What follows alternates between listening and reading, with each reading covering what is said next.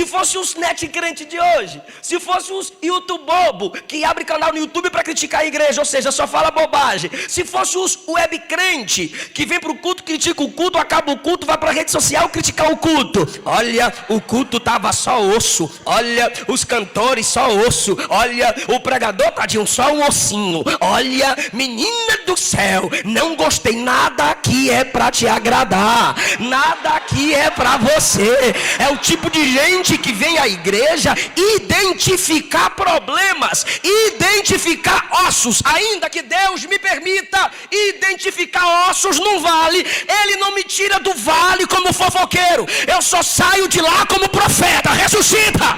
Ressuscita! No livro do profeta Ezequiel, no capítulo de número 37, a partir do versículo 1, que diz assim: veio sobre mim a mão do Senhor, e o Senhor me levou em espírito, e me pôs no meio de um vale que estava cheio de ossos, e me fez andar ao redor deles, e eis que eram muito numerosos sobre a face do vale, e estavam sequíssimos.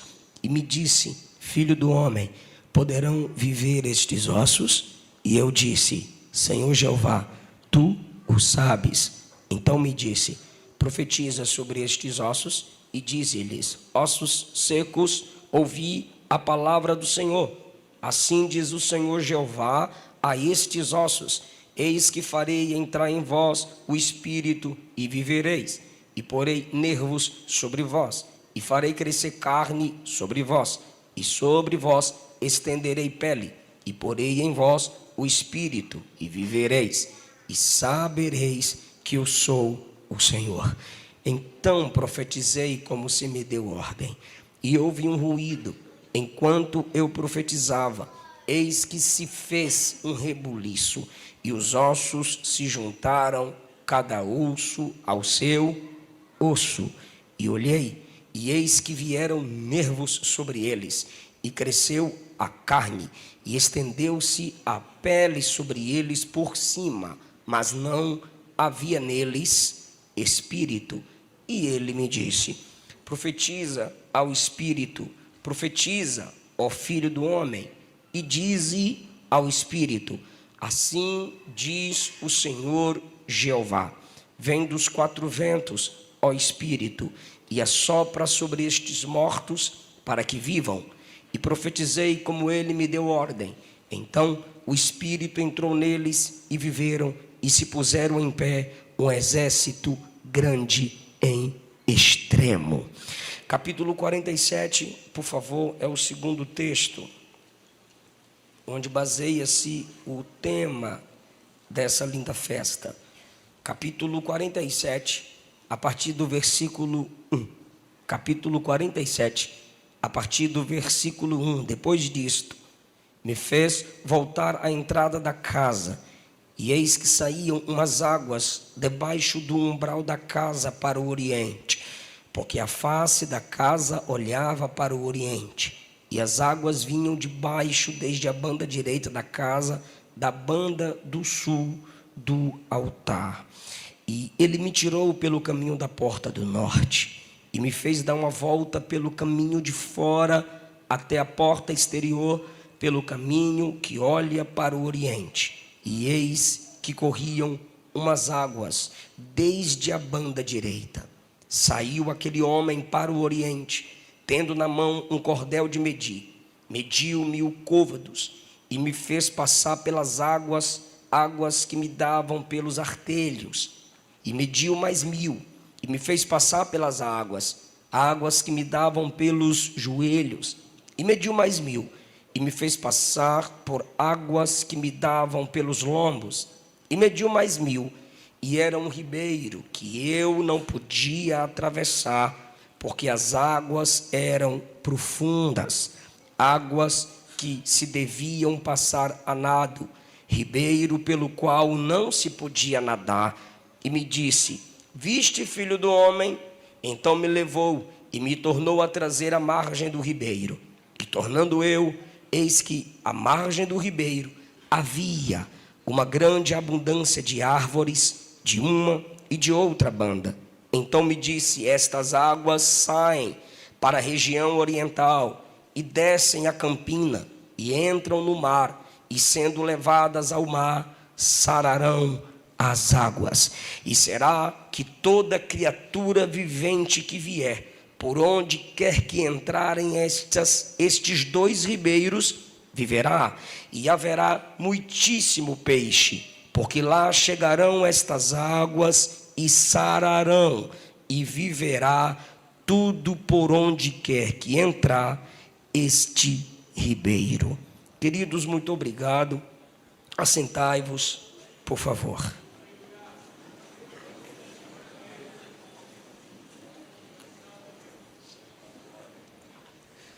Eu trouxe um novo livro que lancei, intitulado Para Conhecer a Bíblia.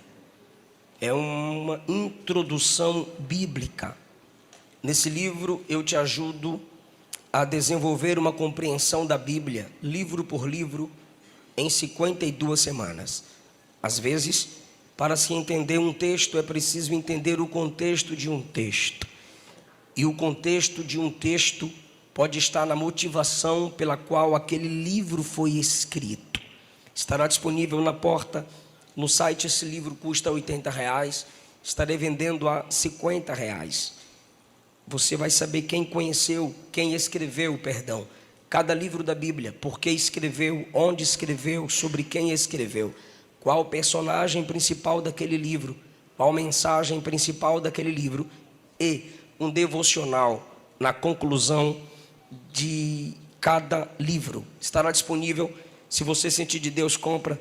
Se não sentir, você compra para sentir. Meu desejo é que Jesus continue falando aos vossos corações. Lemos dois textos extremamente conhecidos, onde Ezequiel tem uma experiência através das quais, Ezequiel tem duas experiências, através das quais se facilita a compreensão da condição espiritual da nação de Israel, na primeira. Na segunda, facilita-se a compreensão do plano de Deus para também o seu povo chamado Israel. Nós herdamos de Israel a palavra de Deus. Nós herdamos de Israel as regras, os princípios do culto, onde apenas o nosso Senhor é e deve ser adorado.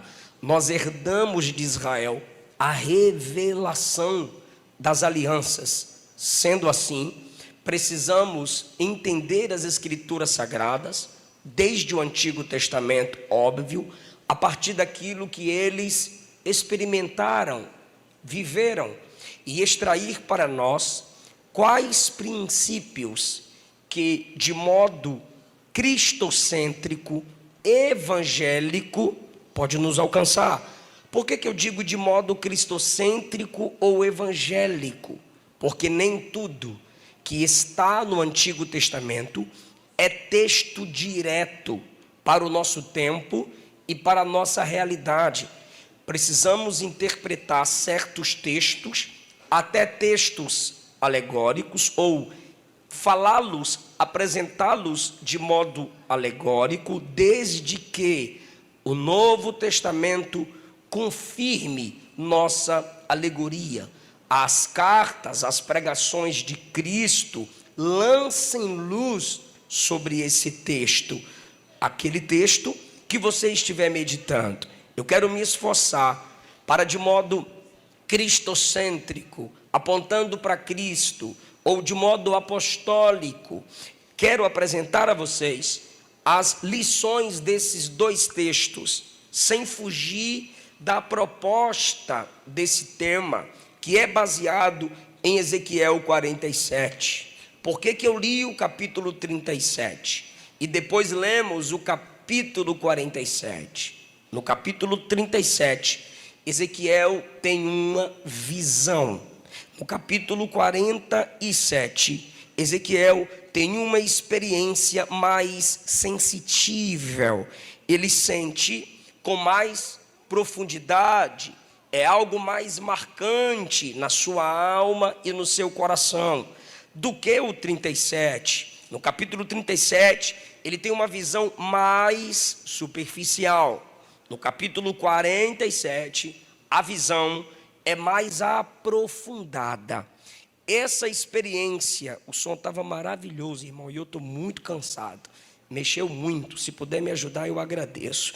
Esta experiência do capítulo 37 revela a condição espiritual de Israel no tempo em que eles estavam no cativeiro. Ezequiel também estava no cativeiro. E qual é a situação de Israel? Situação essa que se assemelha a qualquer pessoa que esteja na prática do pecado. Esta situação do capítulo 37 é a condição do homem, da mulher, que fere os princípios de Deus, que vira as costas para o evangelho. Esta é a condição de quem não nasceu de novo. Essa é a condição de quem quer baixar o nível do padrão divino para o povo do Senhor. Ele diz: veio sobre mim a mão do Senhor, ele me levou em espírito e me pôs no meio de um vale que estava cheio de ossos. Se você já leu Ezequiel 2 e 3, ele é também levantado pelo Espírito Santo e levado a um vale. E ele diz que nesse vale ele viu a glória de Deus. Agora, com a mesma expressão, mesmo ambiente, não se tem a glória de Deus. O que se tem num vale, a partir da visão do profeta, são ossos. O ambiente é o mesmo, um vale, mas a experiência é outra. Na primeira ida ao vale, tem a glória de Deus.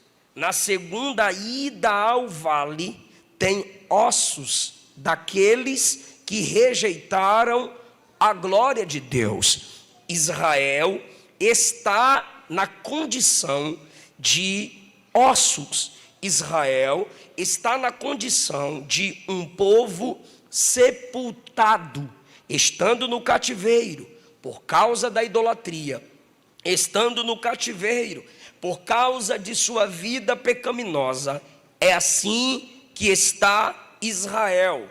Aqueles que preenchem um ambiente com aparência de morte.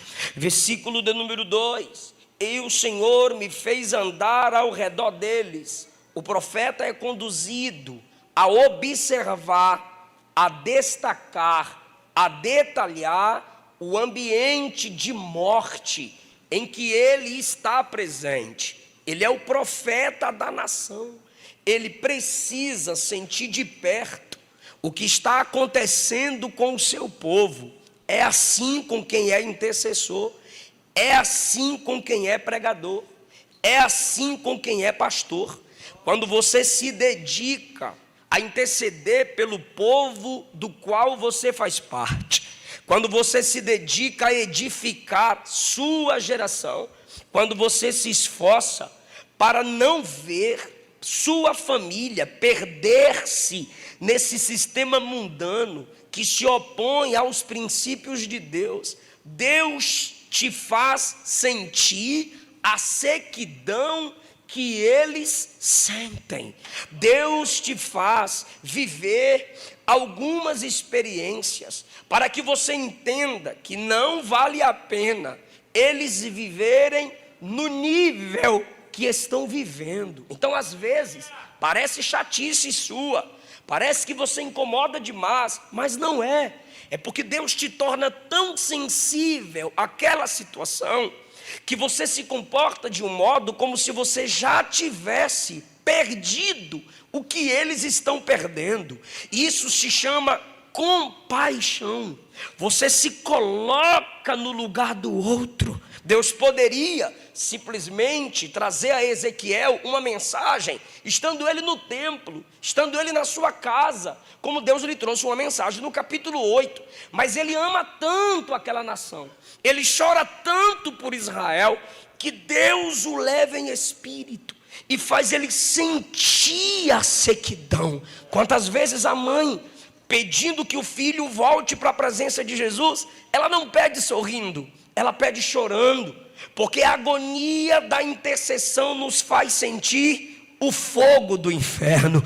Quantas vezes o pastor, pregando sobre devoção, clama-nos que voltemos para uma vida de oração. Por quê? Porque quem prega como profeta tem sentimento de sacerdote, e quem tem sentimento de sacerdote sabe que não vale a pena ficar sem orar. É por isso, irmão, que Deus leva o profeta para que ele identifique a sequidão do vale, ele sinta, veja de perto, ele tenha o contato com o que de fato é Israel. E quem mais viveu isso?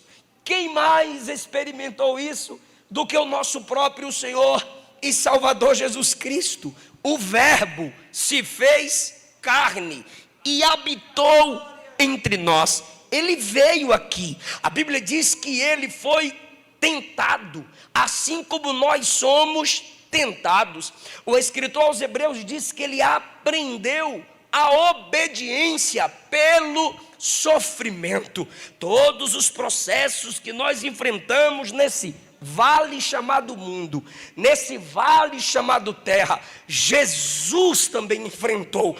Ele veio no vale, ele desceu em meio aos ossos, e como o profeta Ezequiel identificou o problema e apresentou a solução, que é ele mesmo. Jesus é o consolador fiel, porque passou tudo que você passa, tudo que a gente enfrenta, qualquer dificuldade que enfrentemos, nenhuma delas é maior do que a angústia de Cristo na cruz. O pior assassinato de toda a história da humanidade foi o assassinato do Filho de Deus. A pior coisa que os homens puderam fazer em toda a sua existência foi matar o Filho de Deus. Mas ao mesmo tempo, a melhor coisa que já aconteceu na história foi a morte do Filho de Deus. Ai, irmão, a cruz é esse mistério. Ali tem a pior coisa que os homens poderiam fazer, e tem a melhor coisa que Deus já fez por nós. Amou o mundo de tal maneira que deu o seu Filho unigênito, para que todo aquele que nele crê não pereça, mas tenha a vida eterna. Aleluia.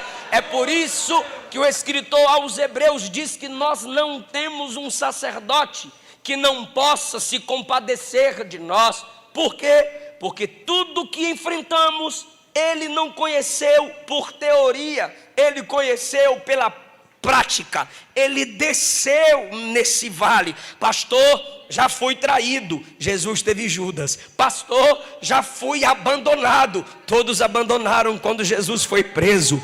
Pastor, eu já enfrentei dificuldades financeiras. O Filho do Homem disse que não tinha onde reclinar a cabeça. Pastor, tem dia que eu sinto que Deus não me quer, não me toca, não me abraça. Na cruz ele clamou: Deus meu, por que me desamparaste? Pastor, a enfermidade assola o meu corpo. Na cruz ele foi moído. Na cruz ele carregou todas e sentiu todas as nossas enfermidades.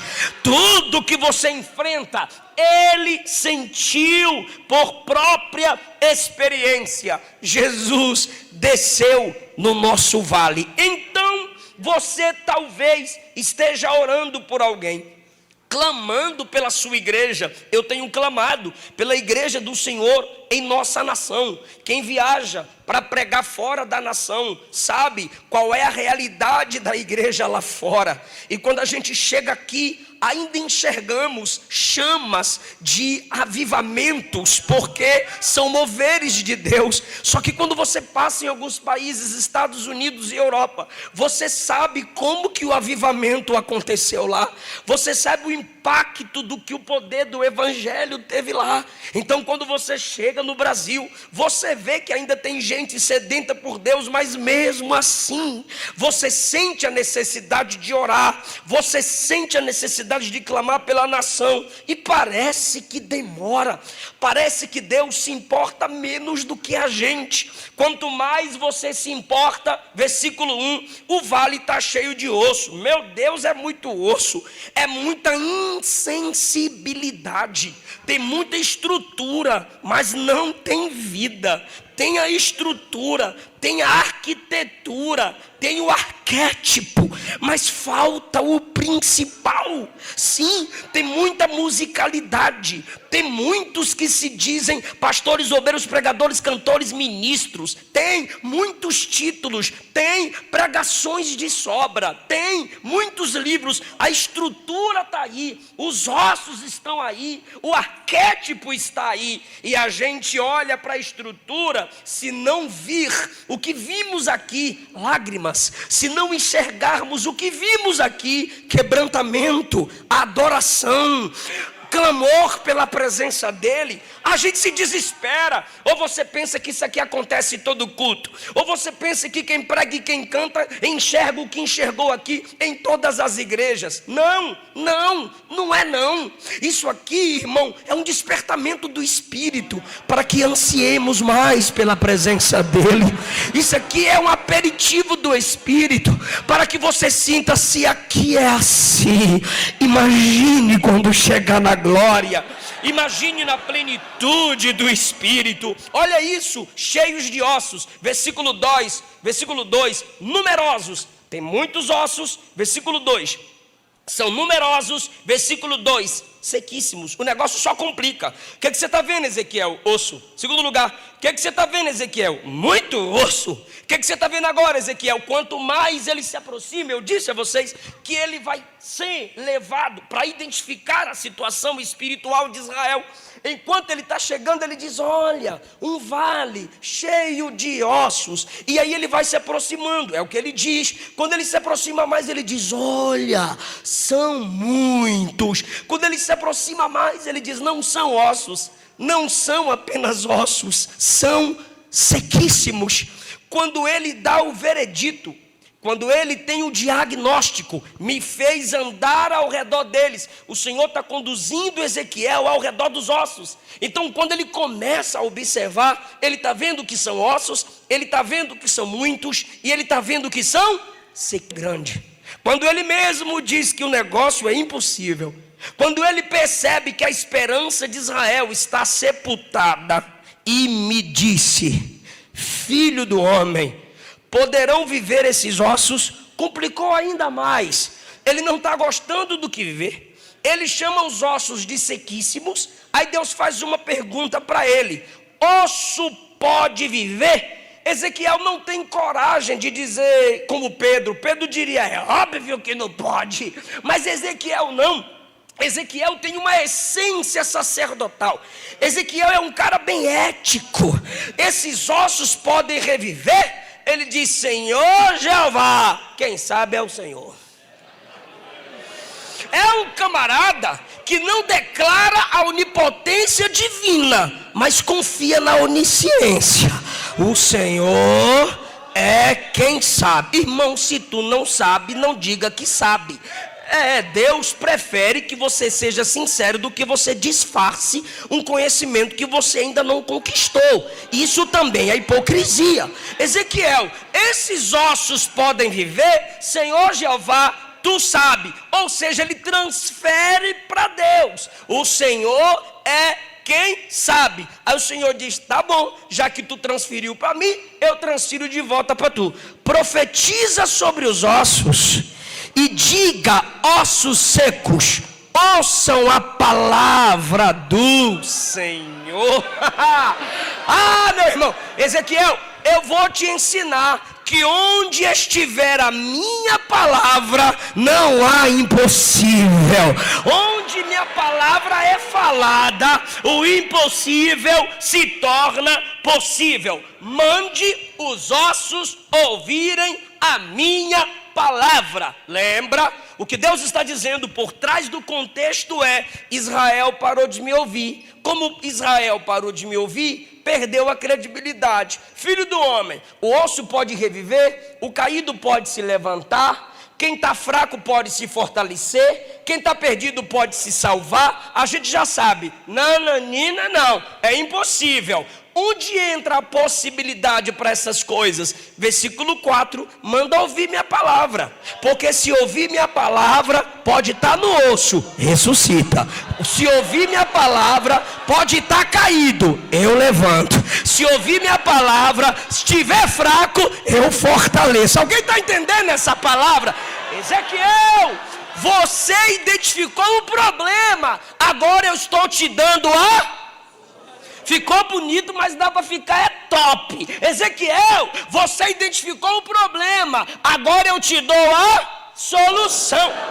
Meu Deus do céu. Se fosse os net crente de hoje, se fosse os YouTube bobo que abre canal no YouTube para criticar a igreja, ou seja, só fala bobagem. Se fosse os web crente que vem para o culto, critica o culto, acaba o culto, vai para a rede social criticar o culto. Olha, o culto tava só osso. Olha, os cantores só osso. Olha, o pregador tadinho, só um ossinho. Olha, menina do céu, não gostei nada. Aqui é para te agradar, nada aqui é para você. É o tipo de gente que vem à igreja identificar problemas, identificar ossos. Ainda que Deus me permita identificar ossos num vale, Ele não me tira do vale como fofoqueiro. Eu só saio de lá como profeta. Ressuscita, ressuscita. Irmão, se a gente não entender que ao observar o problema,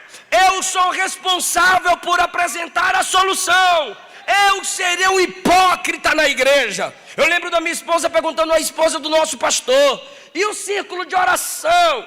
Aí ela respondeu: a irmã ficou enferma, e aí só tinha ela como líder, e eu estive viajando, e não tivemos como continuar o círculo de oração. E a Luana: é uma benção, círculo de oração é uma benção. Aí falou que a mãe dela era dirigente, falou que minha mãe era dirigente, falou que minha avó era dirigente, e ela foi elogiando um monte de dirigente. Aí começou a falar que eu comecei a pregar em círculo de oração. Tem que ter, a igreja precisa. Aí da igreja se não orar, e a esposa do pastor escutando. Quando a Luana acabou de elogiar, após identificar a falta de oração na igreja, a pergunta da esposa do nosso pastor foi: então a irmã dirige, pode ser?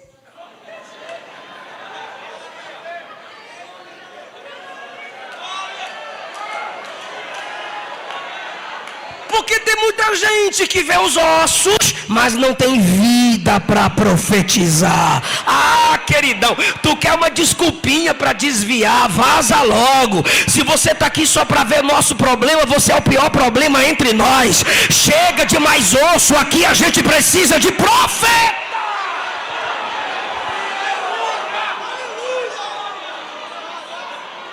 Osso todo mundo sabe que tem. Tá seco, todo mundo sabe que tá. Sequíssimo, todo mundo tá vendo. Agora, cadê a sua unção? Cadê a sua sabedoria? Cadê a sua influência?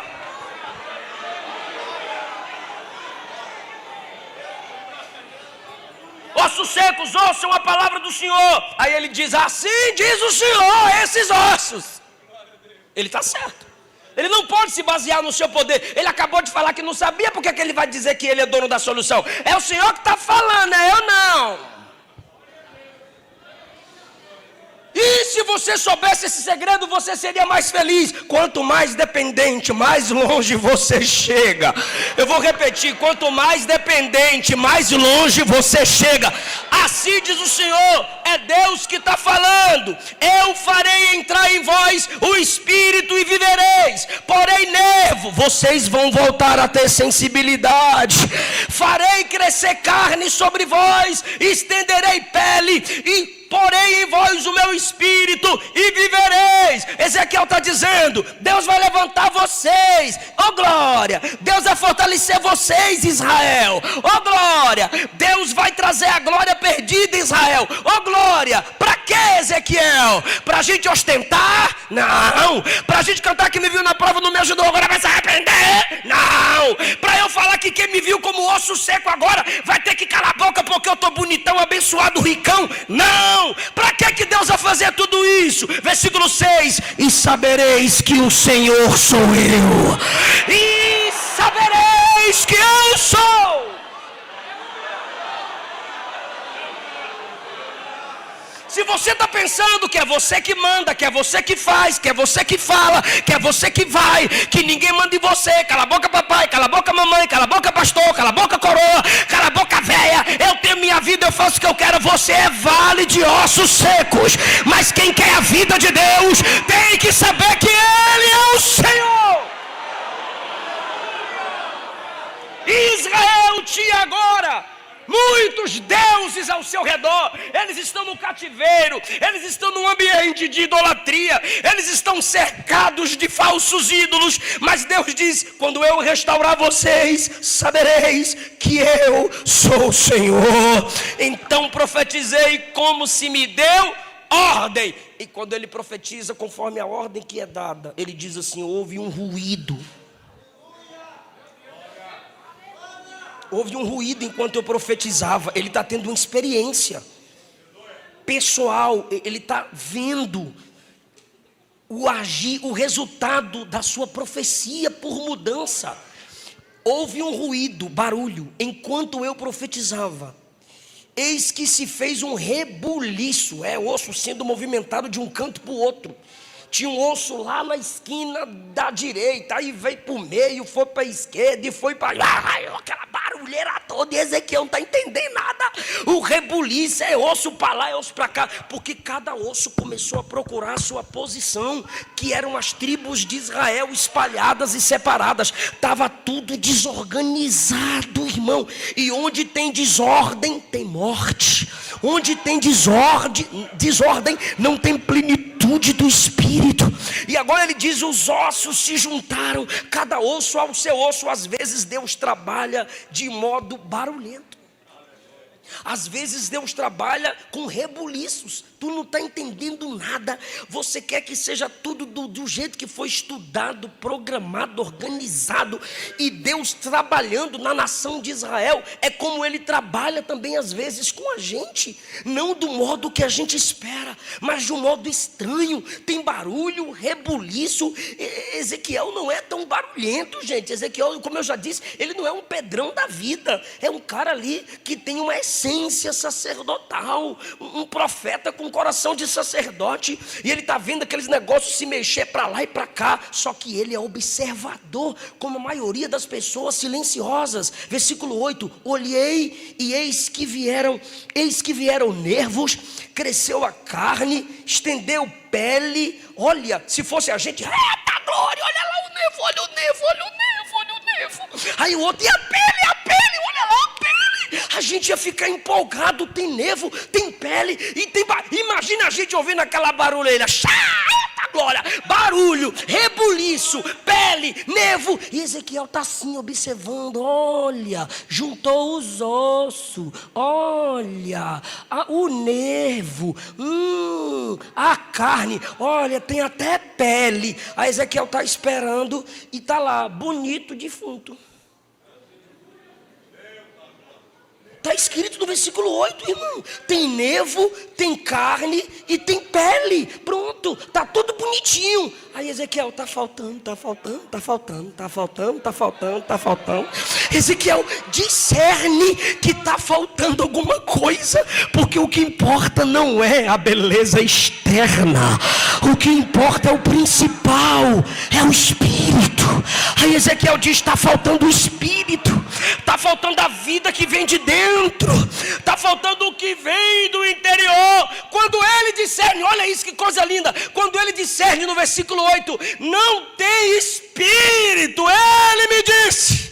Quando você pensa que você identificou o problema, ele já está com a solução. Ele me disse: filho do homem, profetiza ao espírito.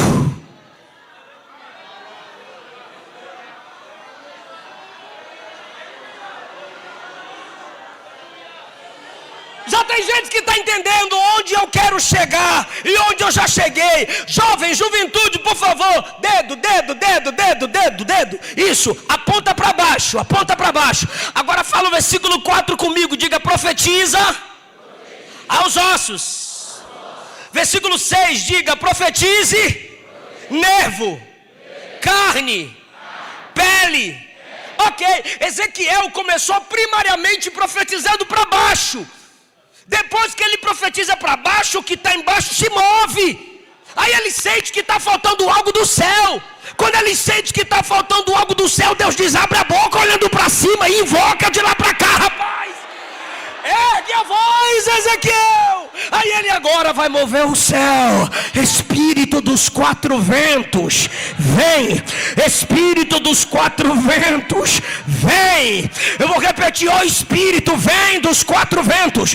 Jesus disse que assim como o vento sopra onde quer, o Espírito Santo também tem liberdade para agir. Quem sabe você já moveu embaixo, só está precisando mover o céu. Quando você aconselha, você está movendo os ossos. Quando você prega a alguém, você está movendo os ossos. Quando você abre um texto de sabedoria, você está movendo os ossos. Mas você também precisa aprender a mover o céu. Aqui embaixo você confia na sua experiência. Aqui embaixo você confia na sua autoridade. Mas tem momentos que você tem que clamar pelo Espírito que vem do céu. Quando ele profetiza, e esse profetismo aqui é um clamor, quando ele invoca a ação do Espírito de cima para baixo, o Espírito, conforme foi profetizado, versículo 10, entrou neles, viveram e se puseram em pé um exército grande. A nação de Israel, que era só vale, que era só ossos num vale, ossos sequíssimos num vale, agora está de pé como um exército. Aí agora vem Deus de novo, enquanto ele está na sequidão: filho do homem, estes ossos são toda a casa de Israel. Sabe o que Deus está dizendo? Ezequiel, é o meu povo. Estes ossos são o meu povo. Por que, Senhor, que esses ossos são o seu povo? Versículo 11: eis que eles dizem: os nossos ossos se secaram, pereceu a nossa esperança, estamos cortados. Israel aqui está no cativeiro.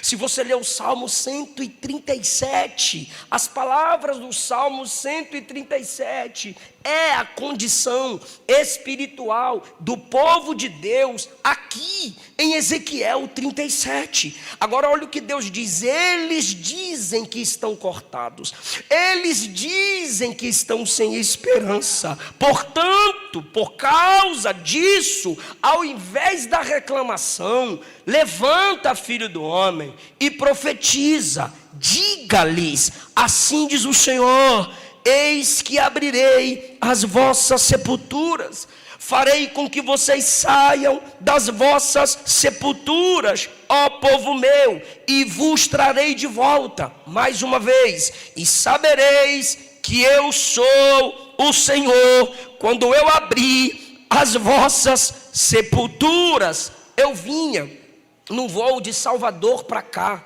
e eu perguntei ao Jefferson, ainda dentro da aeronave, qual é o tema? Seria mais cômodo para o pregador chegar aqui e repetir a mensagem que eu preguei ontem.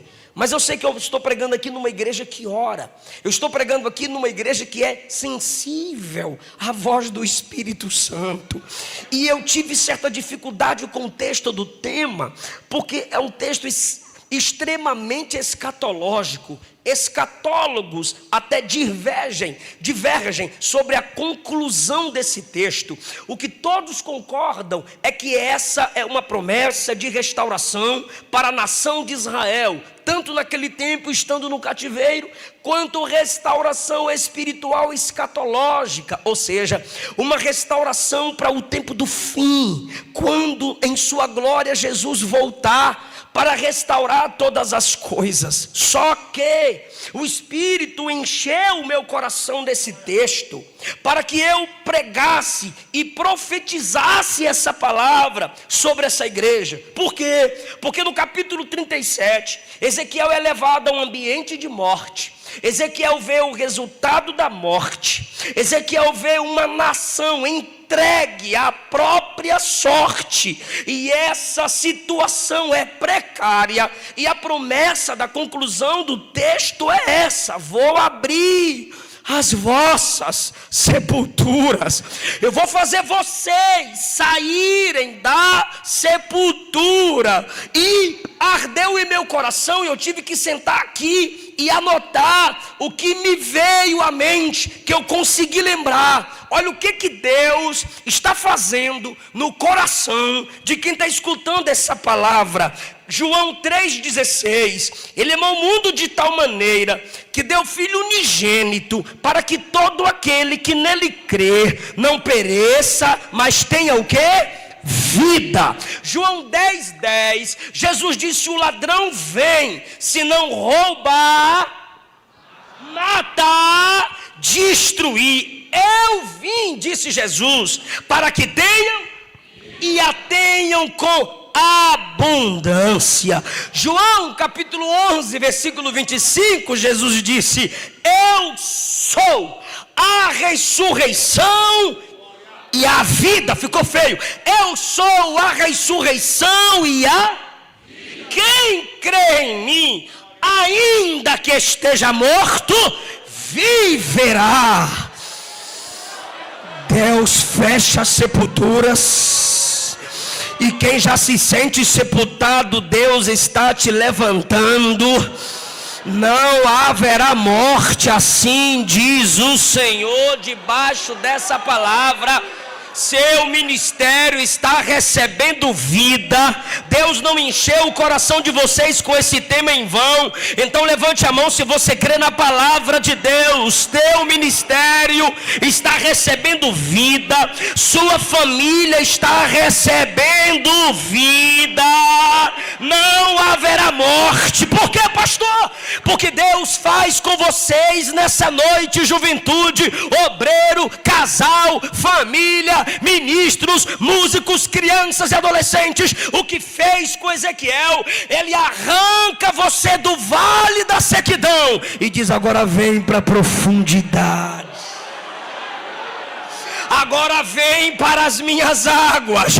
Por que primeiro eu li o 37 para depois ler o 47? Porque antes da profundidade vem a superficialidade.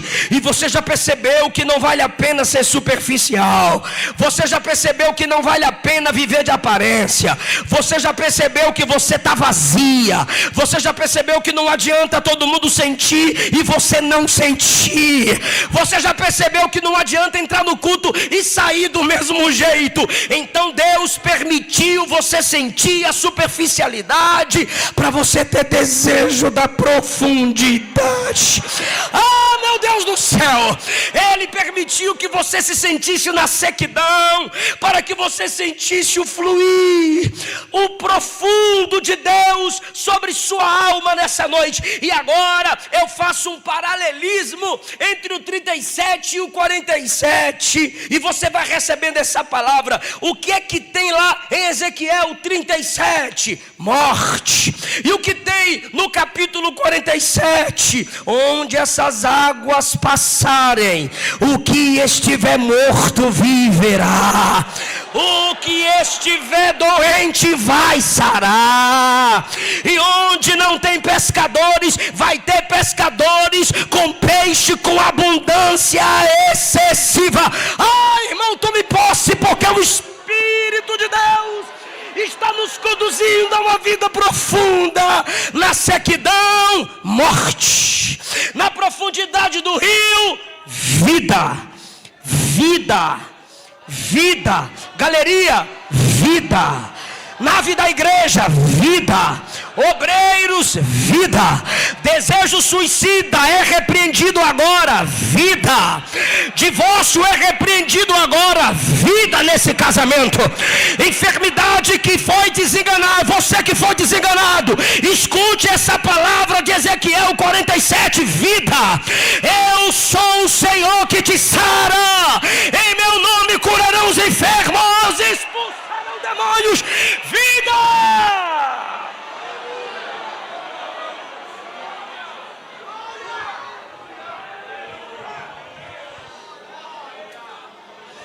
Juventude, juventude, eu estou cheio dessa palavra. Eu enchi meu coração dessa palavra, porque eu quero ter certeza do que você está ouvindo. Eu quero ter certeza do que eu estou falando. Juventude de Jesus, diga comigo por favor, diga: no vale, ele viu acontecer nos outros.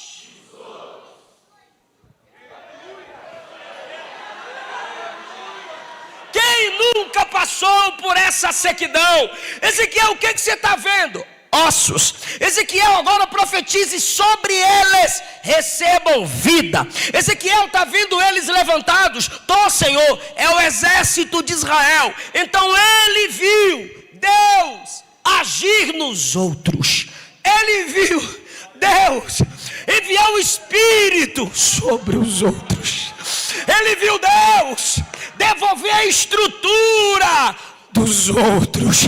E quantas vezes eu já li o livro Heróis da Fé de Orlando Boyer sobre os pré-reformadores, os avivalistas, os reformadores, os pioneiros, e eu dizia: é maravilhoso. Depois eu comprei o CD e dirigia com a minha esposa viajando, e a gente chorando. É maravilhoso. Ela não ouvia eu perguntar, mas aqui dentro eu dizia: e eu, quantas vezes os pastores chamavam: venha, que Jesus vai curar. Aí eu ia e eu dizia: quando é que eu também vou orar para Jesus curar? Quantas vezes eles diziam: venham e Jesus vai batizar. Aí eu chorava, eu via todo mundo batizado e eu perguntava: e eu me alegrava com os outros. E você está aqui me ouvindo e você já viu, Deus fez na vida dela glória, Deus fez na vida dele glória. Só que seja sincera, não seja hipócrita. Às vezes aqui dentro, enfrentando o seu vale, você diz: e eu? Porque se o Senhor fez com ela, porque se o Senhor fez com ele, é o mesmo Deus, é o mesmo batismo, é a mesma fé, é a mesma Bíblia. Ah, meu Deus do céu! E eu, Ezequiel, que viu o sol acontecer nos outros, quando chega no 47, Deus diz: você não vai ver nos outros, entra você, entra, porque Deus marcou essa noite. Você admira pregações, receba sabedoria na palavra. Você admira ver ungidos de Deus, receba capacidade, porque todo mundo aqui faz parte do sacerdócio real. Se você ora por alguém que Deus já levantou, Ele também levanta você, Ele também unge você, Ele também leva você, Ele também aprofunda você. Alguém pode levantar a mão tomando posse dessa palavra? Ezequiel.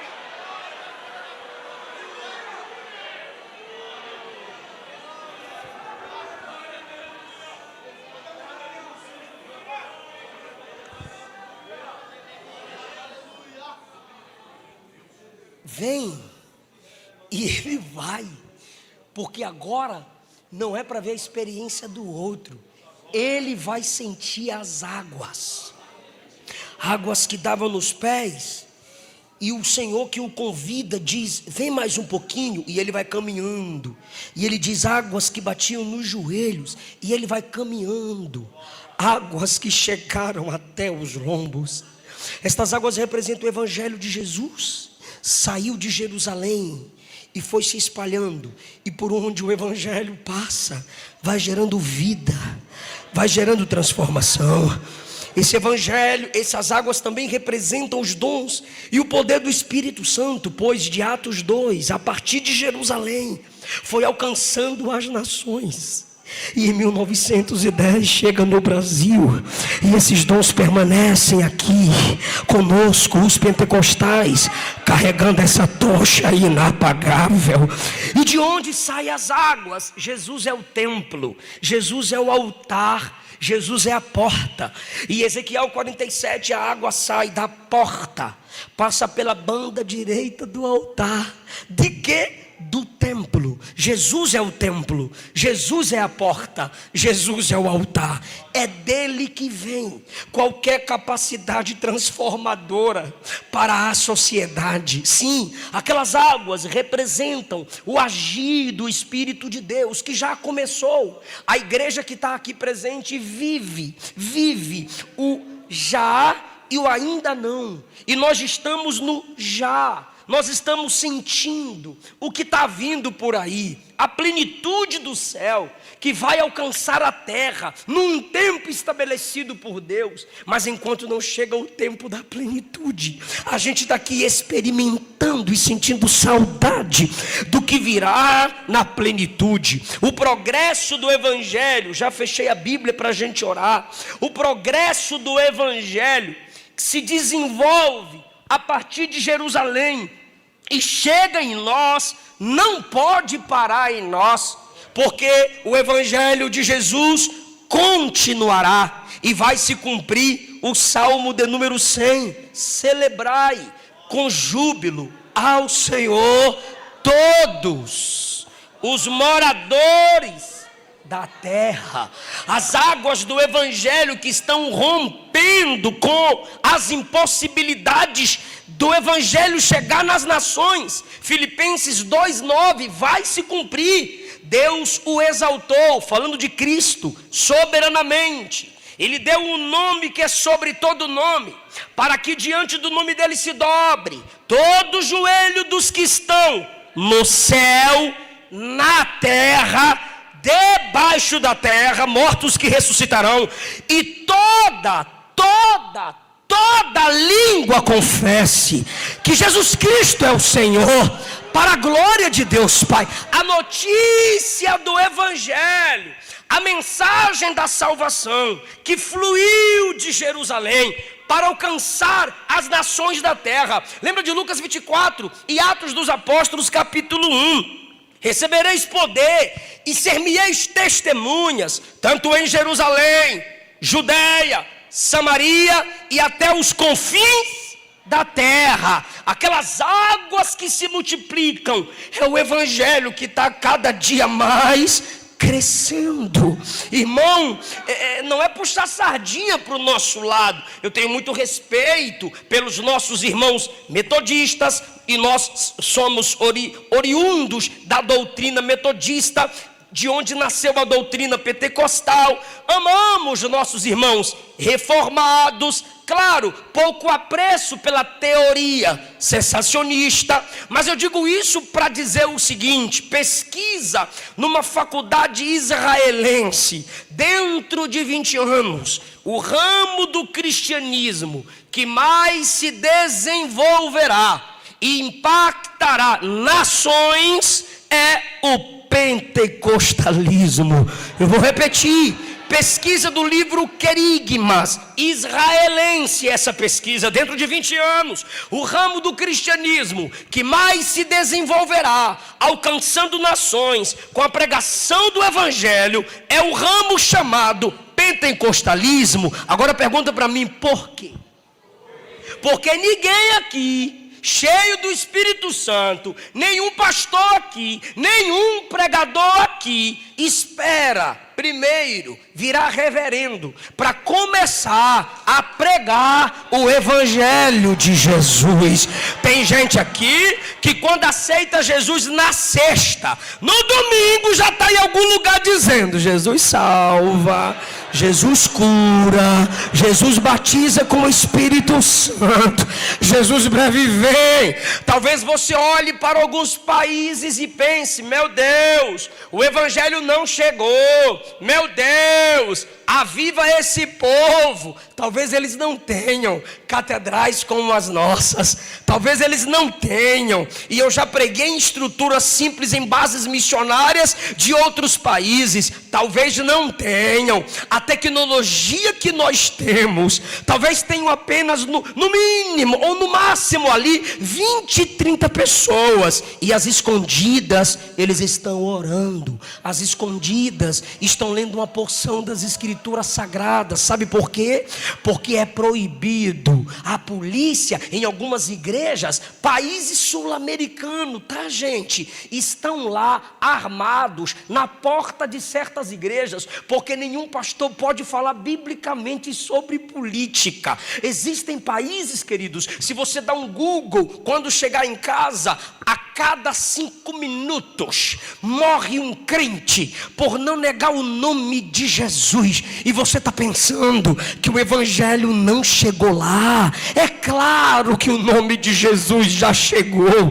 Se você já estudou sobre o irmão André, o contrabandista de Deus, que dava um jeito contra a lei do país para evangelizar pessoas perdidas, você chora, você se quebranta. Ainda na nação brasileira, queridos, tem ribeirãozinhos, vilas que não ouviram falar de Jesus.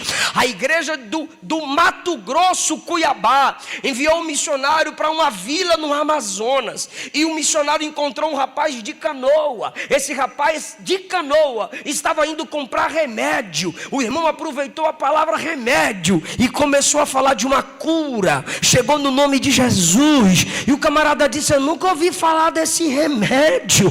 O irmão continuou evangelizando, o homem foi curado e voltou para evangelizar sua família. Eu tive há pouco tempo atrás: Senhor, tu sabes do anelo que há em minha alma, esse desejo que arde no coração.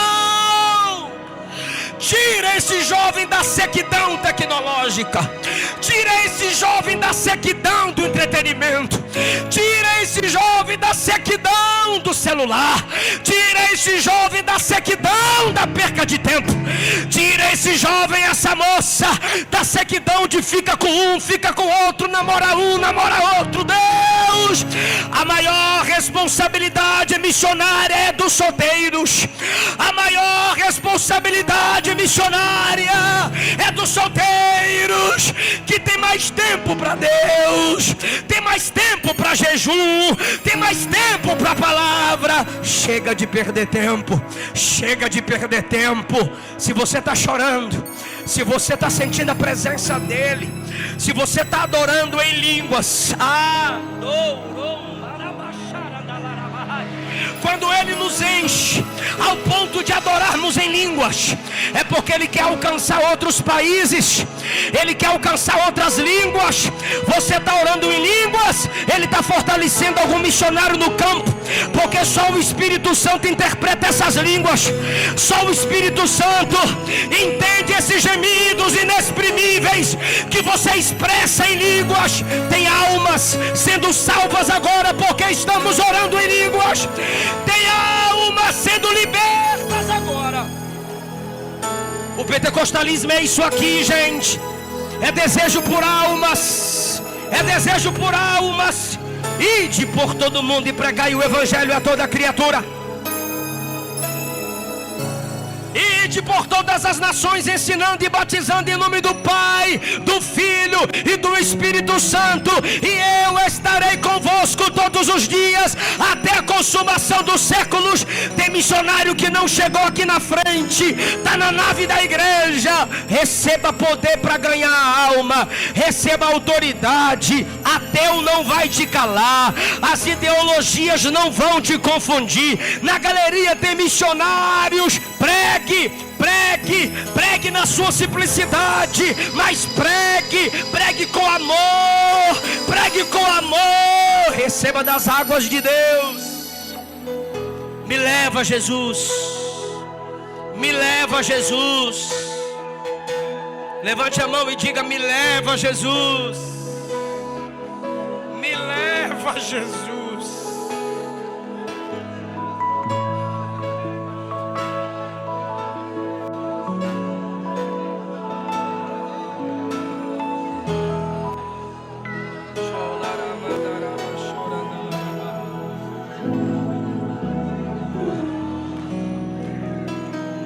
Abre os nossos olhos espirituais, Jesus.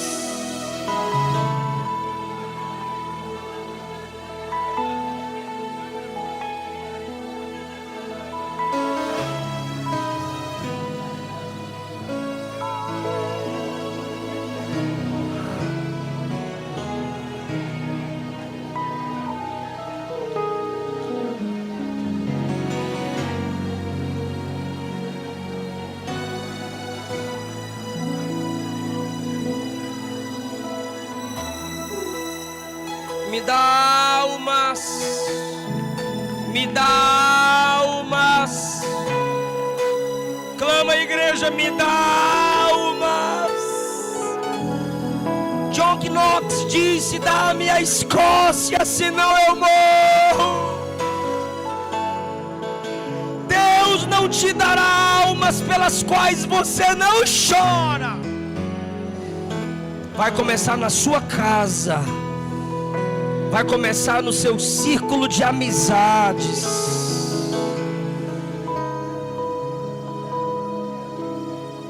Aleluia. Abra um espaço para mim, não senta. Abra um espaço aqui no meio. Não senta, só abra um espaço no meio. Abre aí.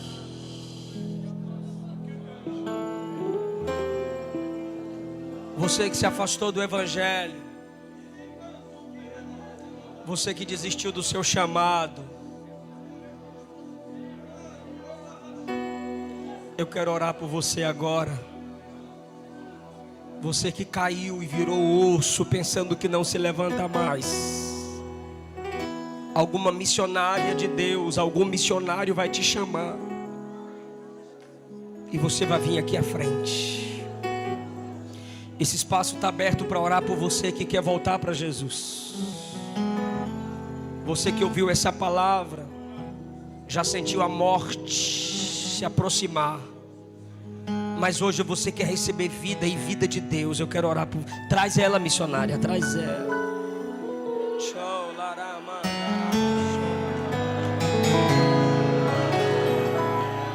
As águas do Evangelho estão inundando o seu coração. Cadê a segunda pessoa que está recebendo vida de Deus agora? Algum missionário vai te chamar, vem voltar para Jesus. Eu só quero aqui na frente quem está aceitando Jesus e quem está voltando para Jesus, vem. Já temos aqui mais uma vida, cadê a terceira vida para Jesus? Vem voltar, volta para papai, porque ainda que você tenha caído, o seu ministério está de pé. Deus te chamou para levar as águas missionárias. Deus te chamou para ser uma fonte, para ser o ministro da fonte que jorra para a vida eterna. Está vindo mais vida para Jesus aqui, igreja. Quero beber do teu rio, Senhor. Tá vindo mais ali, ó. Sacia minha sede. Conduz aí, missionários. Conduz as pessoas até a frente, missionários. Eu quero. Conduz essas pessoas até aqui, missionários.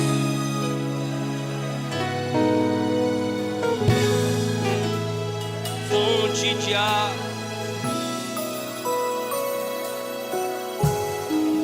Tá vindo mais almas.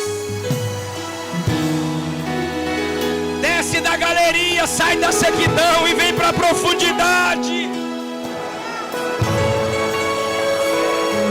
Talvez você está uniformizado, uniformizada, mas está longe de Jesus. Está vazio do Evangelho. Volta para papai.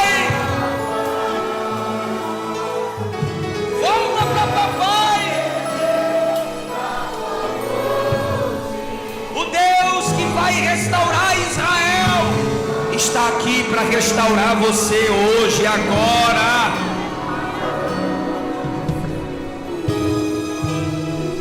Aleluia!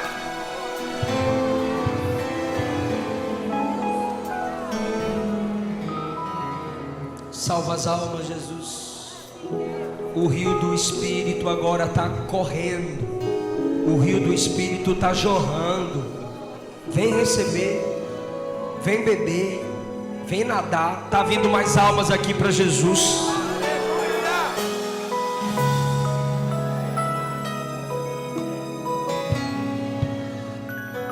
Vocês que vieram chorar por almas, olhe para mim. Vocês estão vendo Deus fazer na minha vida. Nós veremos Deus fazer na vida de vocês. Eu não prometi carro para eles. Eu não prometi casa para eles. Só prometemos vida. Você vai pregar e vai dizer: vem. E os demônios serão expulsos e as almas virão. Você vai fazer a live e vai dizer: se quer Jesus, se entrega para Ele aí agora. E as pessoas vão dizer: eu quero o teu Jesus, eu quero o teu Jesus. Vocês estão vendo de perto o que vai acontecer no ministério de vocês.